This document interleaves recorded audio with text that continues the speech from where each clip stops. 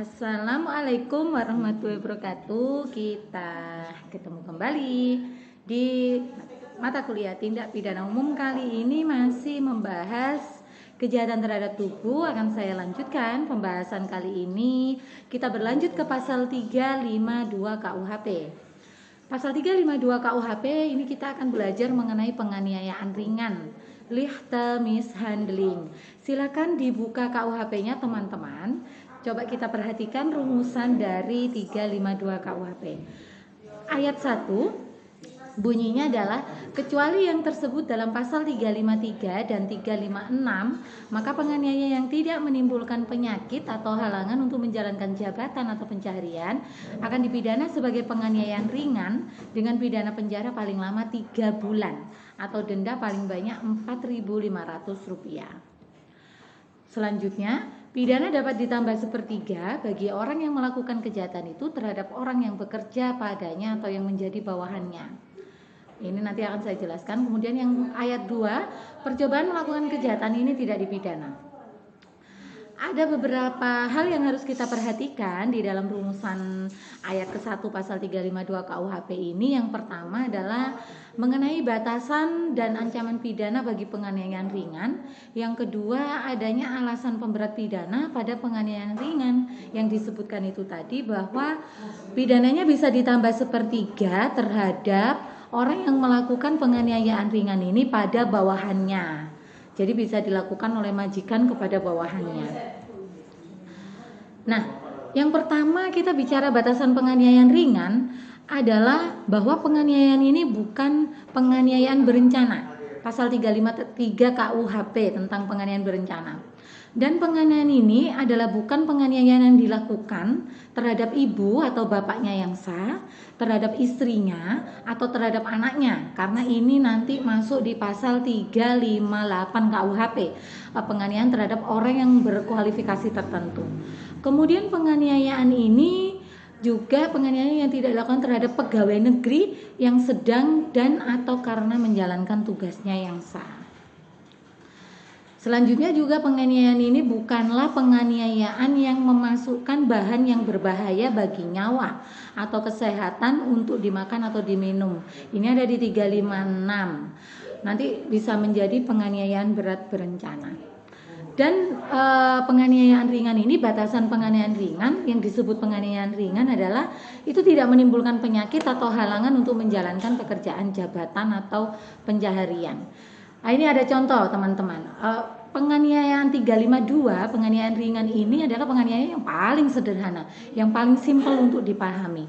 Ini coba contohnya begini ya. A menempeleng B sehingga menyebabkan B sakit kepala atau pusing. Tapi tanpa diberi obat, beberapa menit kemudian pusing B itu sembuh dengan sendirinya. Sepanjang perbuatan itu dilakukan tidak dengan rencana, karena penganiayaan ringan ini adalah bukan penganiayaan pasal 353 mengenai penganiayaan berencana, dan sepanjang tidak dilakukan dengan rencana dan perbuatan A masuk kualifikasi penganiayaan ringan, maka dia disebut penganiayaan ringan. Tapi apabila sembuhnya pusing B itu setelah diberi obat, maka perbuatan A tidak masuk penganiayaan ini, tapi bisa masuk penganiayaan biasa. Bingung ya? Nggak usah bingung. Jadi penganiayaan ringan ini batasannya, contoh sederhananya tadi kan ada A ditempeleng oleh B tanpa lama, memang dari hasil dia ditempeleng itu dia merasakan pusing, sakit kepala. Kemudian tapi tidak perlu diberi obat, pusingnya itu hilang. Itulah penganiayaan ringan. Jadi tanpa dia bukan penganiayaan berencana, kemudian penganiayaan yang tidak menimbulkan halangan untuk melaksanakan pekerjaan, jabatan dan lain sebagainya. Jadi ini memang paling sederhana dan ancaman pidananya paling sedikit, yaitu hanya diancam pidana paling lama 3 bulan. Hanya kemudian ada pemberatan terhadap pasal ini, yaitu ketika penganiayaan ini dilakukan terhadap orang yang bekerja kepadanya.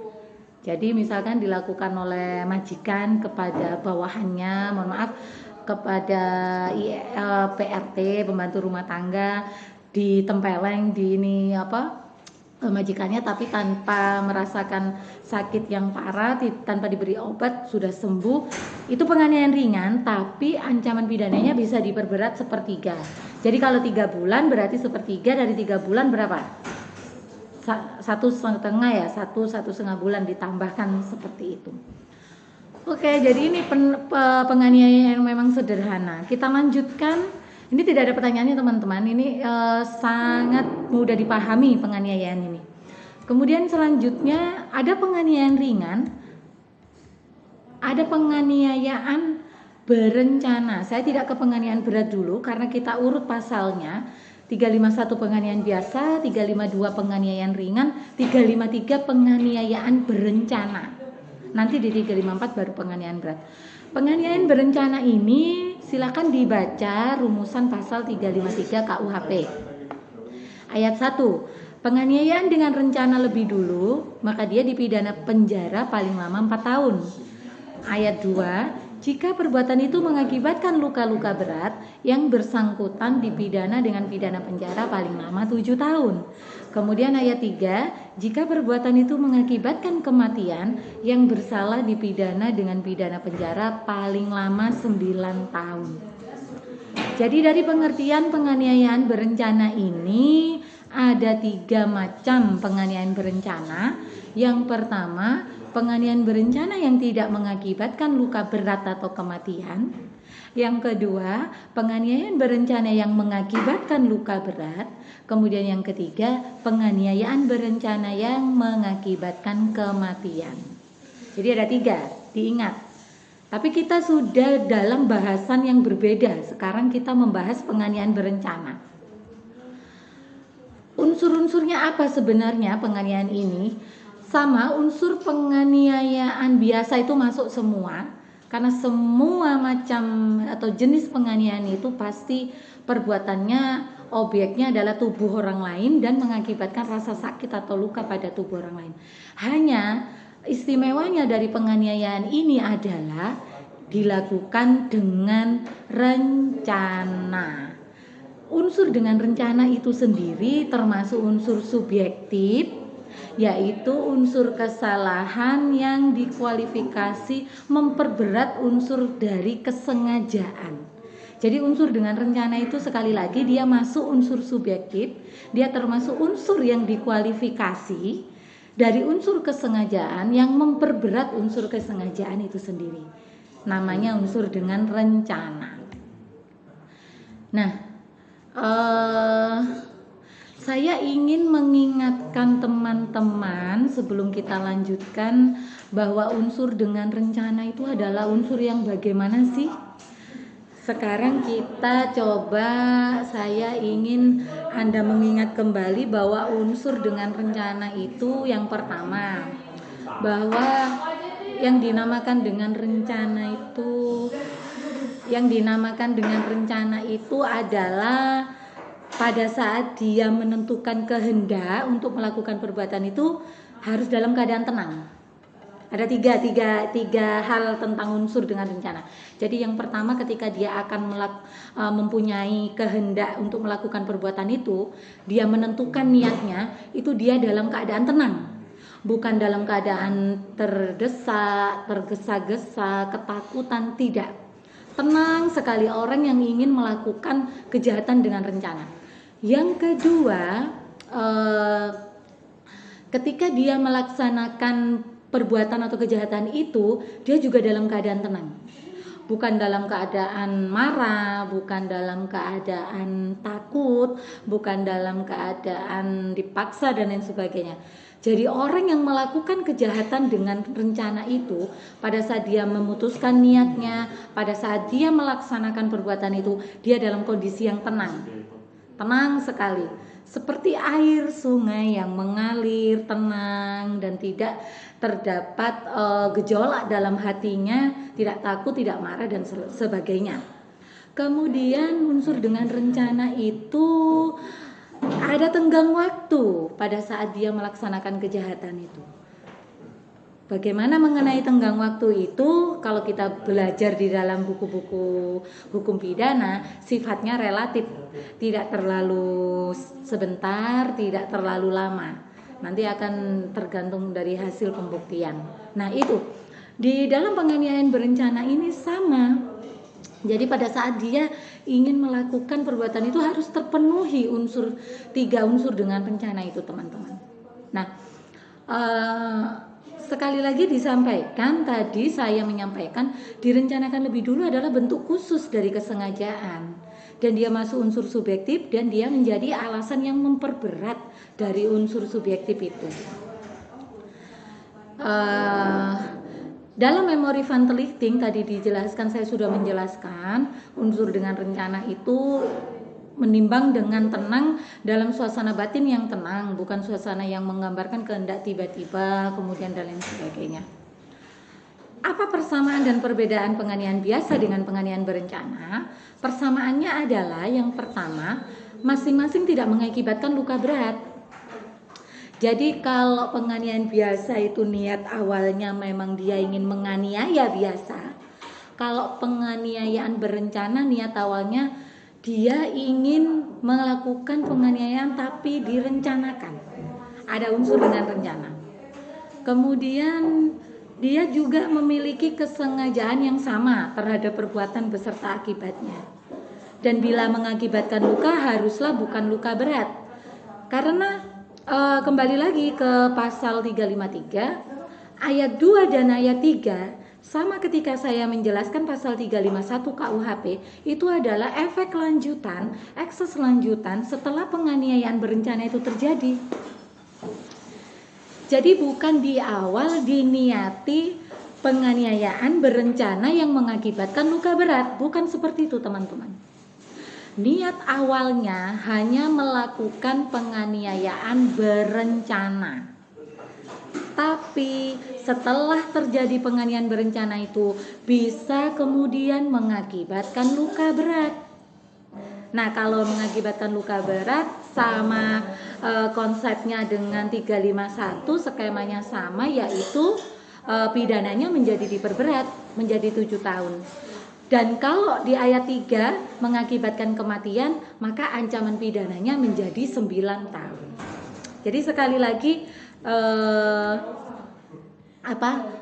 penganiayaan berencana ini bukan dari awal mengakibatkan luka berat maupun kematian. Luka berat atau kematian yang timbul adalah akibat lanjutan dari penganiayaan berencana. Ada perbedaan antara penganiayaan berencana dengan penganiayaan biasa. Yang pertama, tidak terdapat unsur direncanakan terlebih dahulu. Maksudnya dengan penganiayaan biasa bentuk A ya, dia tidak ada unsur dengan rencana. Dapat terjadi pada penganiayaan ringan, yaitu bila penganiayaan itu tidak menimbulkan penyakit atau halangan untuk melakukan pekerjaan. Kemudian kalau penganiayaan biasa bentuk A itu dia dipandang sebagai bentuk pokok dari penganiayaan. Dan mencoba melakukan penganiayaan biasa bentuk A dia tidak dipidana. Tapi kalau mencoba melakukan penganiayaan berencana maka bisa dipidana. Mengenai percobaan silakan dibuka kembali pasal 53 KUHP tentang percobaan. Jadi kita belajar kejahatan, saya sekali lagi mengingatkan kita belajar kejahatan-kejahatan yang ada di dalam KUHP terutama buku 2 itu teman-teman harus membuka kembali catatan memori teman-teman tentang mata kuliah hukum pidana di semester 2 karena ada kaitannya dengan itu. Ini bisa di ini. Ini ada contoh teman-teman penganiayaan berencana. Contohnya ada seorang A, dia sudah sejak lama berpikir dan menentukan niatnya bahwa ia akan menempeleng B. Sampai pada saat yang sudah ditentukan oleh A, suatu hari A berangkat mencari dan mendatangi rumah B. Sampai rumah B, A memukul B tapi tidak kena.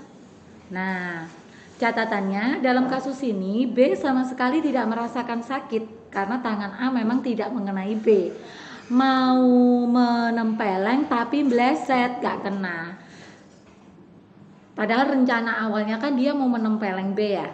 Nah, berdasarkan pasal 353 ayat 1 karena hal itu memang direncanakan oleh A, maka A dapat dipidana meskipun tidak kena, maka dia terkena percobaan penganiayaan berencana. Jadi di mana letak percobaannya? Karena menempelengnya tidak kena itu tadi teman-teman. Tapi kalau menempelengnya kena dan itu sudah diniati dari awal, direncanakan dari awal, maka itu menjadi penganiayaan berencana. Atau misalkan A sakit hati kepada B, kemudian dia merencanakan untuk menyakiti, melukai B pada suatu ketika dia sudah merencanakan semua harinya kapan, dia memakai apa, kemudian dia datang, dia menyakiti B misalkan dengan cara memukul atau menendang atau bahkan menyetrum misalkan, dan itu terjadi mengakibatkan luka mengakibatkan rasa sakit atau luka kepada si B, maka itu adalah penganiayaan berencana.